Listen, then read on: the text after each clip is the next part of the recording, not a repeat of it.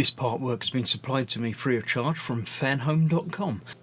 Please pop along to their website and see all of the other build-up part works that they have to offer, as well as other collections of collectible things.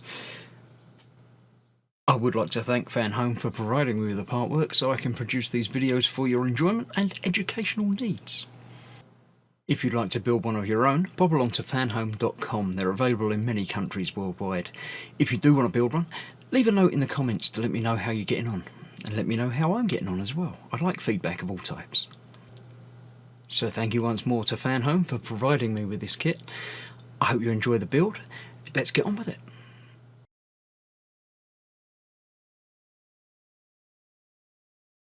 Hello, I'm Chris, this is Gross Models. Welcome to issue 82 of building R2-D2. Let's have a look. We've got lots to do this time round, so we'll get straight in and have a flick through the magazine. We're talking about planning a lightsaber battle from, obviously, Phantom Menace. Not one of that, so they're going to be doing some more of that later. You can read all of that at your own leisure. Still looking at R2, obviously, because, you know, it's all about R2. His friends. Well, sort of family, but not really. And then, obviously, straight into everything. Look at all the parts that we get. Lots and lots of screws.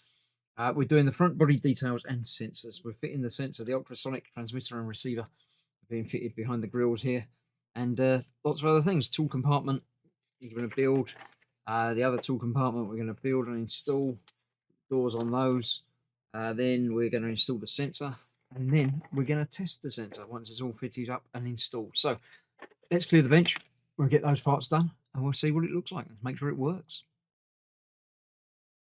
Right, lots of lovely parts to be fitting.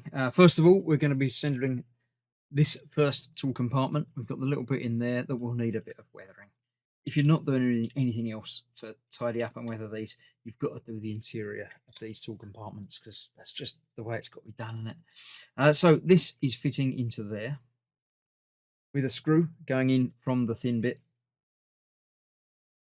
through into the thicker bit, so it just goes all the way through that. That I have that way round. I don't think it matters, but there's a little bit nicer looking on that bit, which I think is a bit more in there. No, actually, this is going to be the side that's a little bit more visible. So let's put the nice side where you might be able to see it. So that's going in there, and then that tightens down in there. Got a hinge on that. That will then go all the way through into that hole down the bottom there.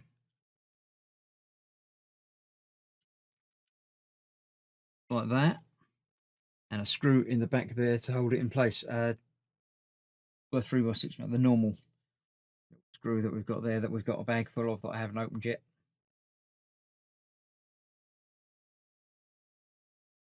Go in there. Get it the right way round. Tighten it up. And there we have first door done. That was nice and easy. The hinge operates smoothly. It's a little bit loose, but that's probably okay. Once it goes into the body, obviously it's not going to be opening on its own anyway. So that's that. Then we're doing much the same again with the bigger one. We've got the bigger compartment, the bigger door, and two of these to fit, which we're using two of the 9mm and two of the 6mm. So let's have a look what we've got in here. These are the 9mm ones, quite as long as the other one that I used. And yeah, we're going to need to open these, aren't we? Put the rest of them away. Once I've finished with this week's build, this issue, this is the end of the delivery for this time. So we've got two of those and two of those. So we're doing exactly the same as we did before. That's going to fit on there like that. These are fitting on the outsides. These, so nice and easy. So we've got that with the longer screw through there, through there. That with the screwdriver lined up, and then start it off. Then we can tighten it up. There we go. So to make these hinges a little bit tighter, you can just tighten that screw a little bit more till you feel the resistance. Probably better. I might take that out and loosen that off before I put it away for good. Do the same on this side with that one.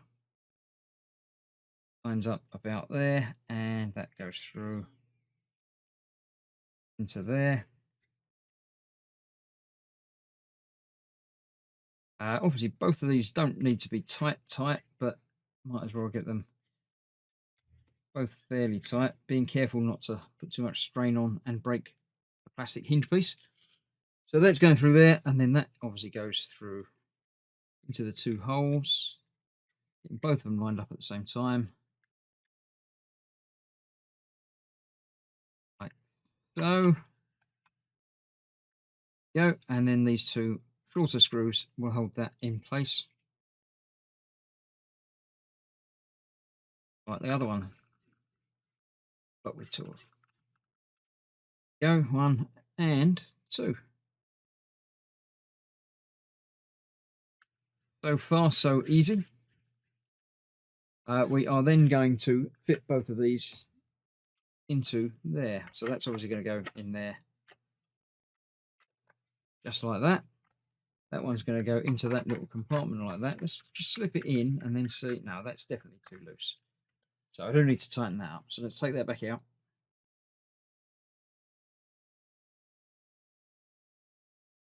Go.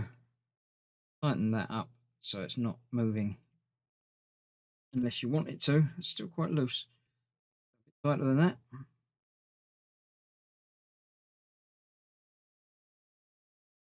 How's that? That's better. That's not wiggling around too much on its own now.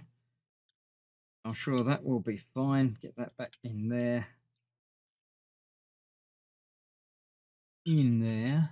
There we go. Oh, no, we don't. There we go. Let's try that again. Actually, I'll go even tighter than that, I think. Make this a door that you've got to really know you want open before it opens. That feels better. That in there, and then the screw in the bottom there again. Should be much easier to put in this time, as I've already used it as this self-tapping screw to make the hole. Should just be going in. Yeah, much easier second time around. That's that. So that is now probably a bit too tight. No, that's fine. That will be fine. It lays up a little bit anyway. Might need to adjust it so it clips down a little bit better, but I can play with that down the line. Actually, no, I'm going to play with that before that because I might not be able to get to it quite as easily. And there, let's see, does that? I'll do that an easy way. Nope, not that I'm aware of. I'm going to take that apart and tidy that up so that actually shuts and stays shut. I shall see you when I've done it. Okay, that's that. I've tidied that up and indeed fitted it into there with two screws. Interestingly, you can get to the latch screws while these are in place. So if it's not working properly, get this panel off and adjust on the fly without having to take the doors out of the panel. So that makes it nice and easy. That's okay. That's a nice thing to note. So let's tighten this one up on there as well. Tightened up. Make sure that that door opens as well as the first one. Go. So that's that. So that will open like so. That one opens like that. And we've got R2's tool compartments. Good to go. So next up, we are installing the sensors. Now for that, we need those, and the two sensors indeed as well. So these have to go a particular way round because they are not the same. We have BP 45 and 46. So that is that way up. Yep, with the hat, that bit, that one. And 45, 44 that way up. So 45 was the first one. goes in the bottom. It'll only go one way around because of the shape of these plugs. So that's going in there. That one is going in the top. Probably tell by the shaping of them. Feels like that should be the other way round. Let's have a quick look. No, the narrow one is indeed at the bottom that way around. These are going in place with 2 of the flanged screws on each of them, which are the ones that are in this packet here. So let's get a load of these out because I'm going to be putting them away momentarily anyway. So 2 of them and another 2 of them for the other one. They're just going in there like so. And the same on the other one. Don't get it jammed in the wrong place. One over down there.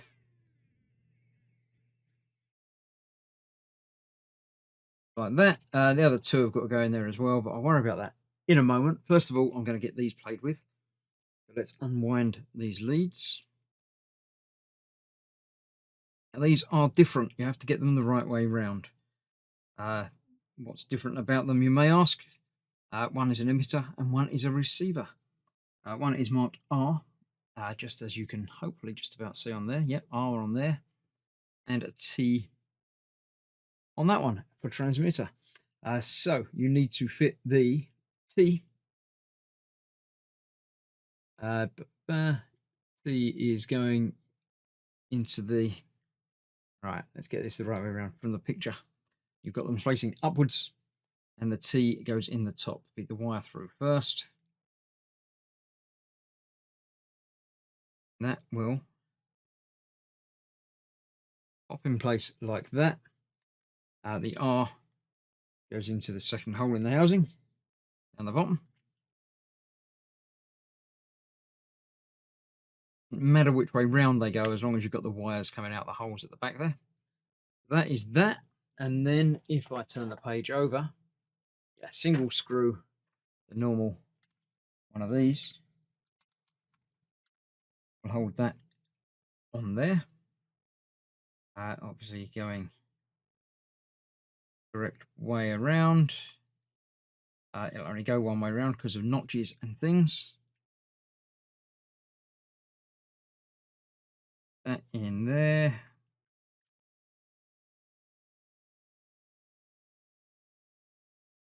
There we go. That is that. Then I've got to do the other thing and then fit it in upper lug. And 2 more of those screws hold it in place. So I'll get these in. I shall get this fitted into here with the 4 screws, obviously going in there, like so. And then we'll get to the testing. So I shall see you when I've got everything set up to test it. Right, that's the panel all installed. It's starting to look a lot like R2. So I've plugged in the cables into this test board, powered it up with this. I shall power it up now and we'll see the lights should come on. There we go. We've got a yellow light on, which means it can see something. If I maneuver it so it can't, there we go. It now can't see anything. And when something gets close, like that, there we go. The yellow light comes on, saying that R2 is indeed sensing something in front of him. So it's working. That's always a nice thing. I like it when things test and work. So that is that. That is the front of the panel. Not complete. We've got the arms to put on yet, which are obviously going to be very, very shortly, but not now. Now I'm going to unplug all the wires, put my screws away, and pack R2 away for another few weeks until my next delivery. So thank you very much for watching. I hope you're enjoying the build as much as I'm enjoying making it. I shall see you very shortly for this or more of other builds. Thanks for watching. Stay safe. Bye-bye for now.